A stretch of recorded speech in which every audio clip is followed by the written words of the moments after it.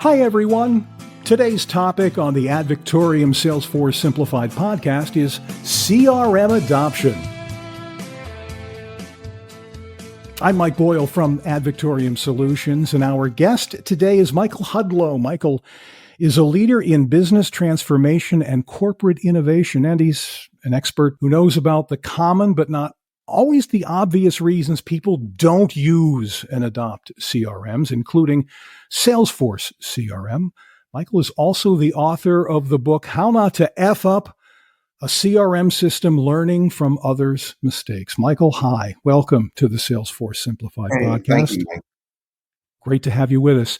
Now, do I understand that in addition, Michael, to How Not to F Up a CRM System, Learning from Others' Mistakes, there happens to be another book in the works from you?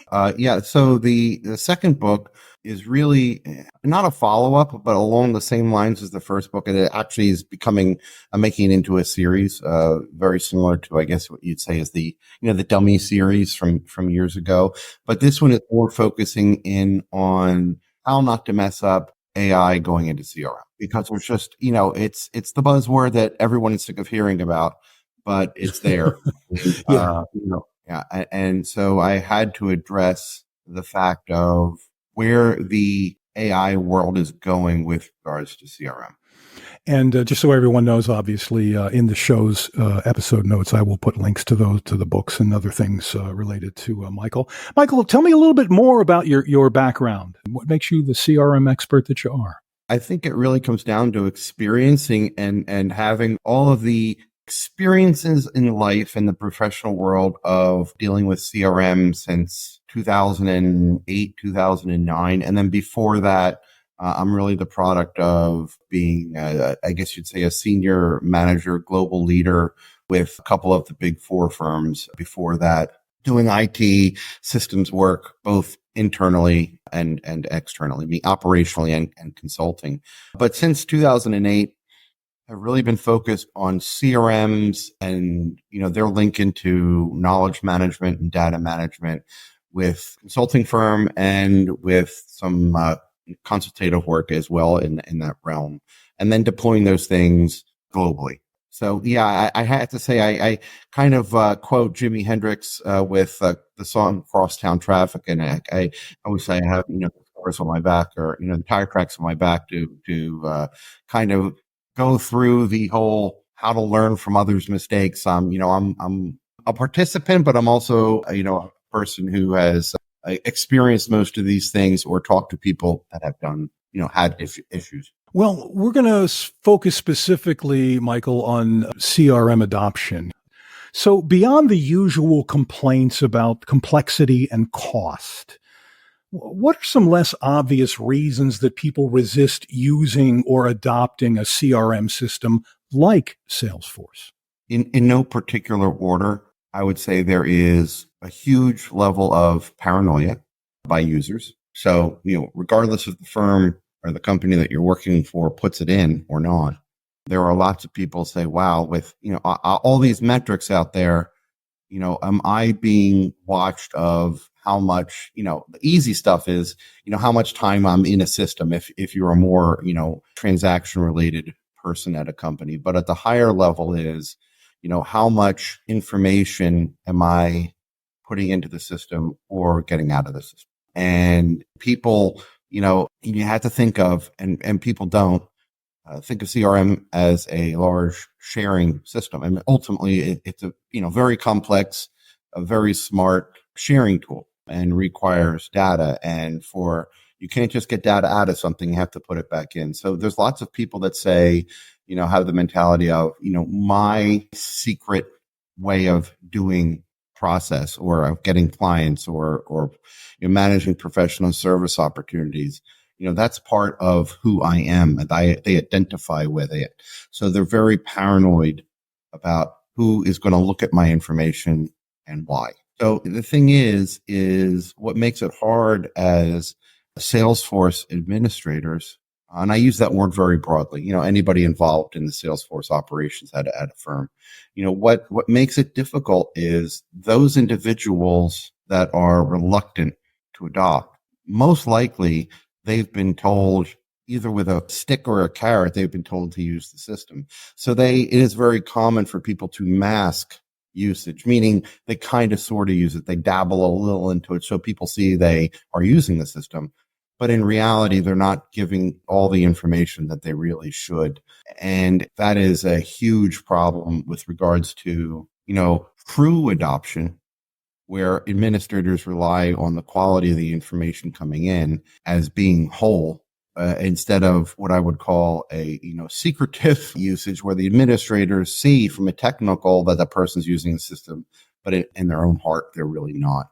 So there is a level of paranoia. There's also a huge level of, and this is, I'm going to blame leadership, and so don't bring too many pitchforks out, but a lot of times, actually more frequently than not, individual leadership, let's just say, at the divisional level, are not, they still want to see their magic report that they've been using for the last 15 years that they've made in Excel, or, for an example. And so they're willing to play the game of using a large CRM system such as Salesforce, but they're not willing to let go of the past. And so what you have is a lot of systems that are competing with other older, more established systems that were never sunset.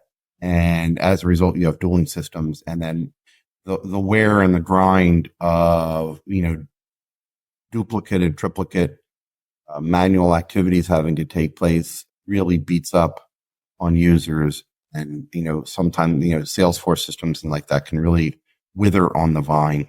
They're the two big ones that are kind of not necessarily so obvious that, aren't part of a certification process that happen a lot. Well, that kind of leads me into my next question, Michael. How can a company's existing culture and communication styles inadvertently create roadblocks to CRM adoption?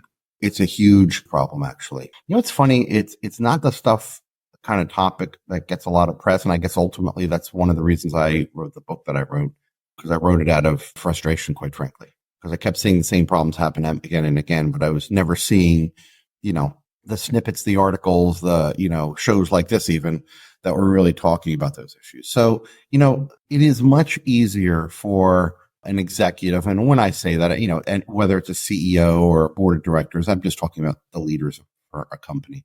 It is much easier for them, even though it's a big pill sometimes to swallow, to pay for a system than it's much harder to get those people to actually say, you know what, our old processes are, stink, or somewhere less than stink. And we're going to commit both to paying for this system, but we're also going to pay to do a lot of, historical soul searching and change processes that need to be changed to align with those with the new technology.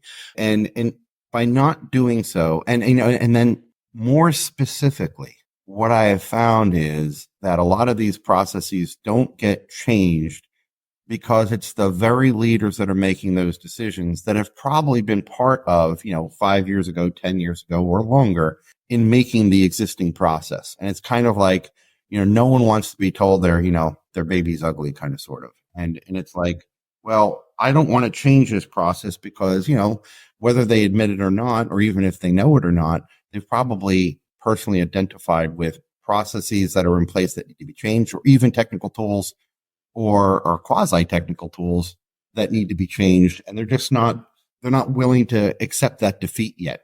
Those people usually are not vocal about those issues. And as a result, they become a huge problem for project managers and product owners at companies that are responsible for things like Salesforce, because they're not apparent. The problem isn't apparent. The root cause of the problem isn't apparent.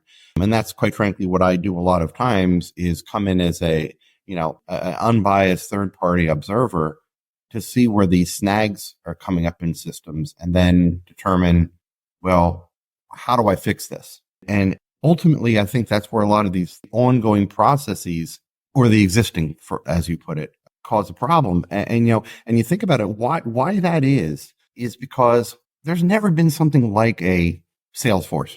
Since we're talking about Salesforce, there's never been something like that before. People sometimes say, well, you could equate it to another big legacy system, but you can't, because, these CRMs, which used to be much more fine-tuned to solving or a specific problem have now are touching every facet of a company, the marketing, the intellectual property, accounting, you name it. Obviously, everybody knows there are all the different clouds that exist. And how can any previous system ever be compared to these things? And they're changing every day. And then with the advent of AI, it seems like the morning is different than the afternoon nowadays. I'm sure another thing that you deal with is making folks understand the value. What are some common misconceptions about the value proposition of a CRM that lead people to underestimate its potential benefits?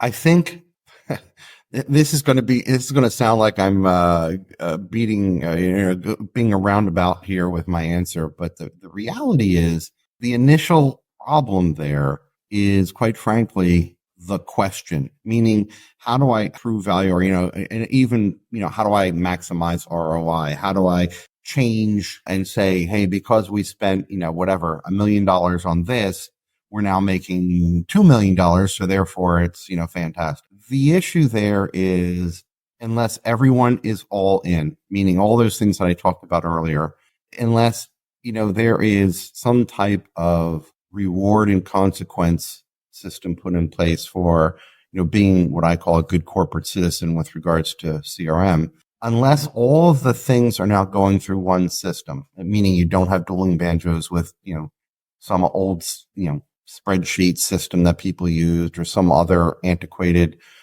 business development activity process that isn't embedded into these new systems. Unless all of those things are buttoned up and put into one system that can be tracked, then proving the value not only becomes impossible to answer, it really becomes a poor question, because it can't be.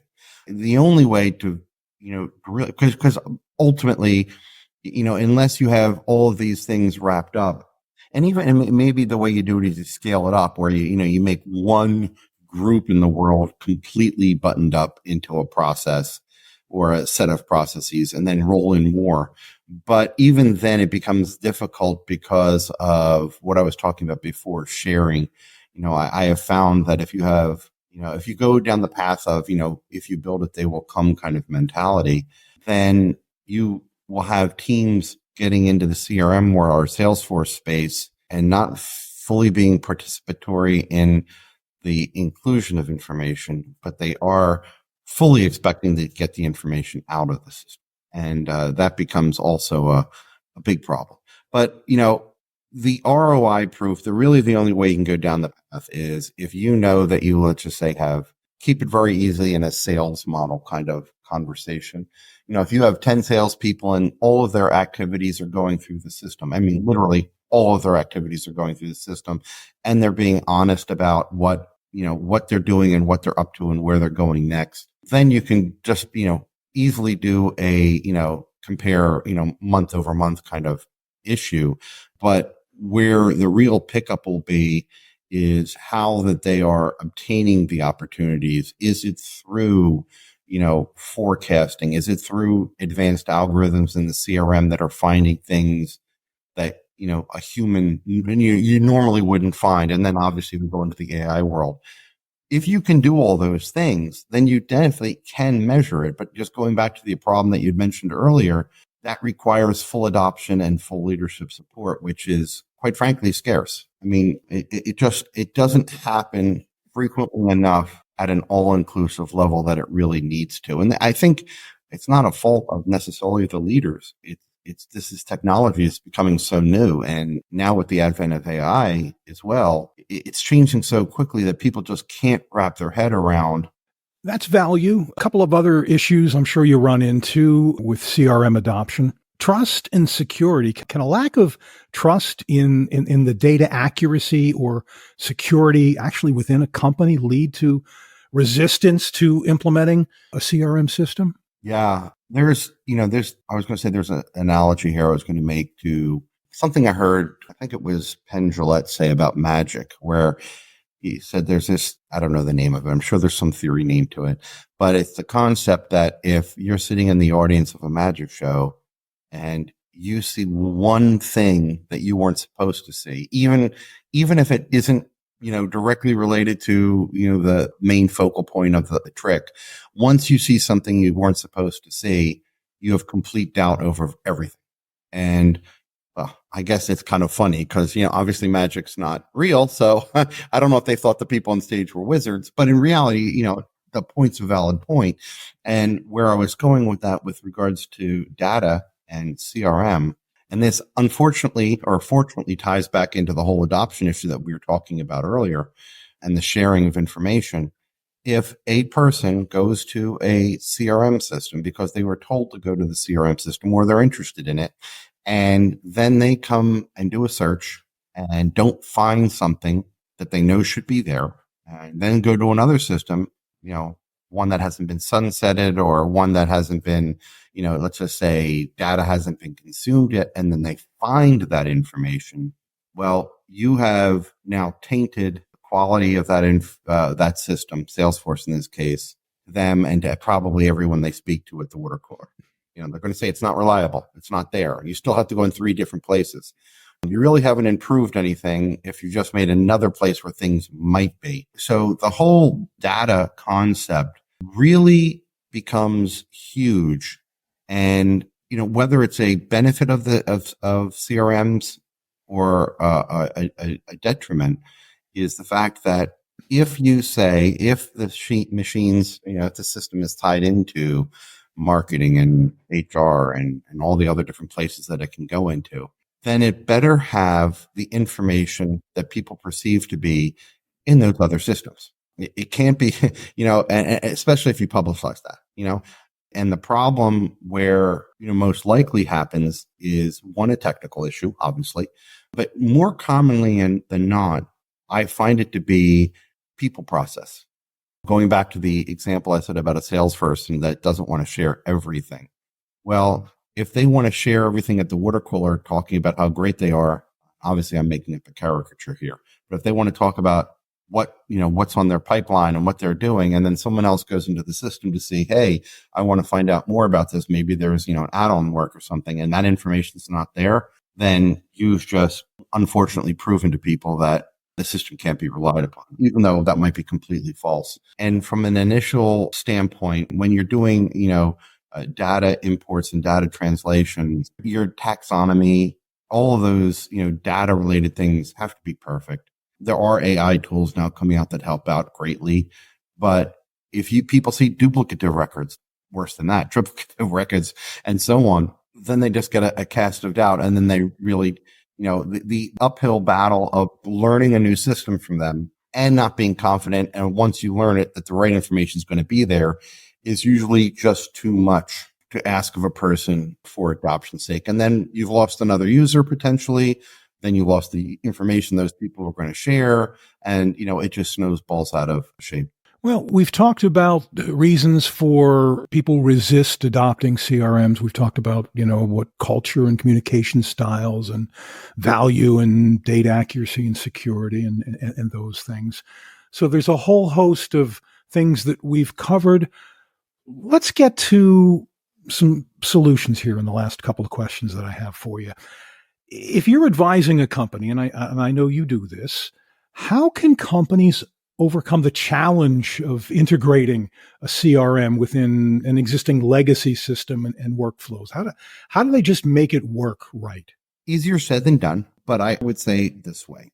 And I'll pretend that we are, 2 executives sitting in a room having a certain level of consultative conversation. The first thing to make it work, air quoting the word it, is, and this is going to sound so basic, but it's really what's a lot of times is missing, is having a true set of realistic goals that you're trying to solve from the very beginning. You have to do something that is going to visually and financially make a difference, because this is very much a public relations kind of a task internal to a company when you're overhauling these systems or putting a system in for the first time. I mean, that's kind of one of the ironic things is most people say, that don't have a Salesforce. They say, oh, we don't have CRM yet. Well, You really do. I mean, think about it. I mean, if you don't, a CRM, if you just boil it down, it's all about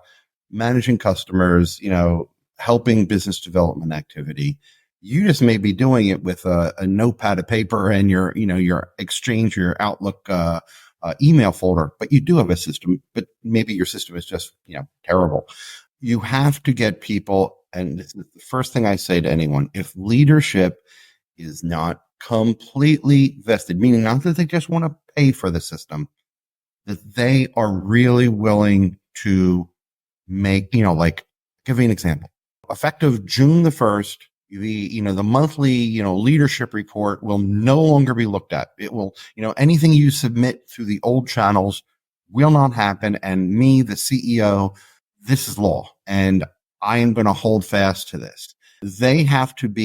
Leadership has to be vocal on change, vocal on support, and the absolute biggest cheerleader, because the best project manager, product manager in the world cannot overcome, if leadership says, well, great, I still get, CRM is really, really cool, but but I'm still using my old, 1, 2, 3 report or analysis or whatever the case may be, then it just won't work because people don't know what to do. So the biggest thing I would say to any leader at the time of sale of the system, or the time you start talking to your vendor that, if you're going to use a deployment vendor, is they have to understand that they have to change priority one. That's the biggest thing.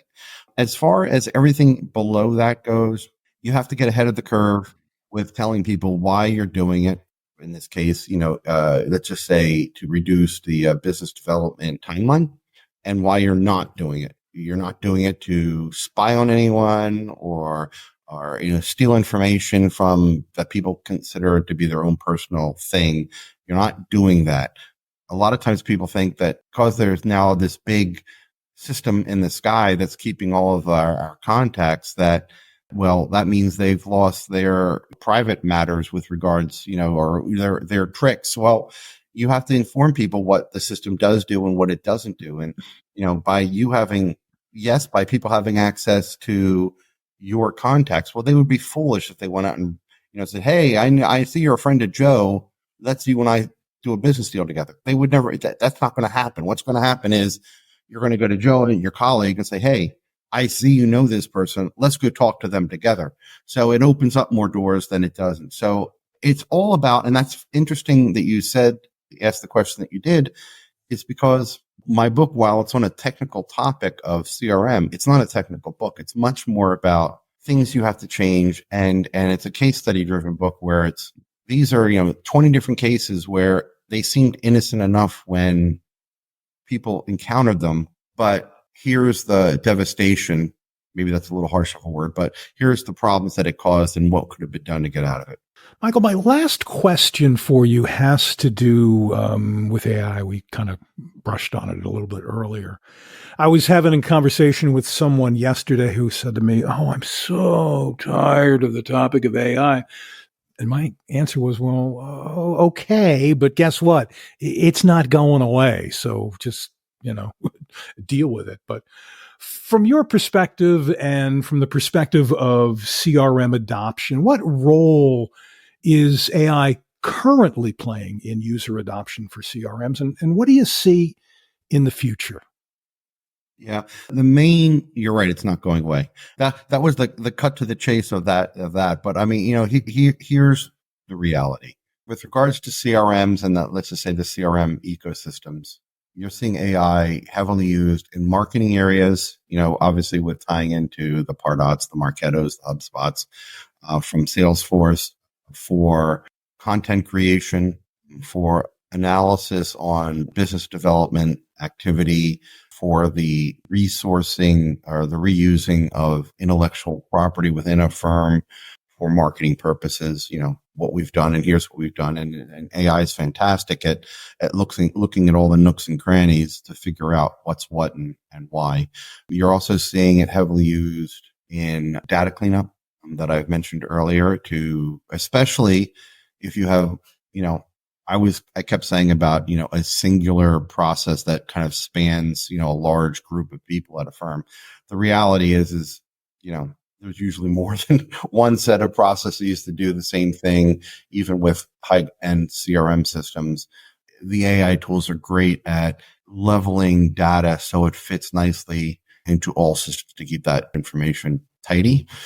The other area that you're seeing is either the assistance or replacement of human or a lot of human need in the research, analytical, and summarization, let's just call it reporting world in the CRM systems, in the CRM world. And one thing it is doing, to answer your last question, where I think it's going and where I hope it's going, is allowing for company or an instance of Salesforce to be, let's just say, more rigid, more regulated on the back end. Let's just say like through workflows that span much larger space at a firm, but with AI facilitating the customization for different teams to use it, still allowing for their own, personal or team flair to be used, and then have the AI kind of bidirectionally interpret the information back into the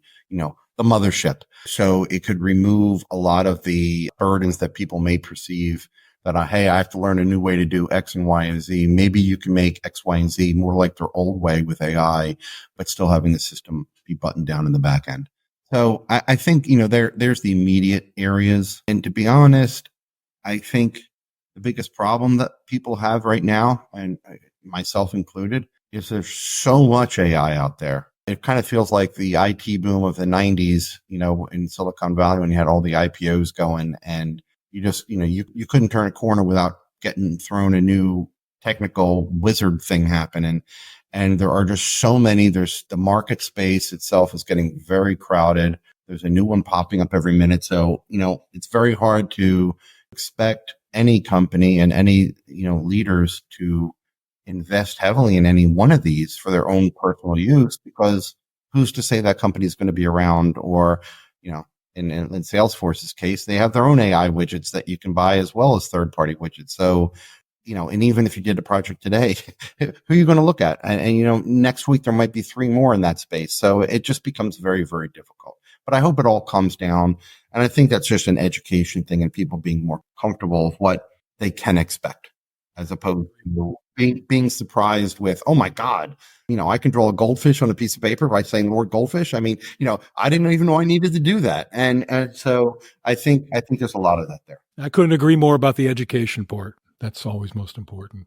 Michael Hudlow, thank you for joining us today to talk about CRM adoptions. It's been fun, and you have an open invitation. Please come back anytime. I will be putting a link in, actually several links in this show's notes about both of your books, and also a little information about Michael as well, and even how you can get in touch with him.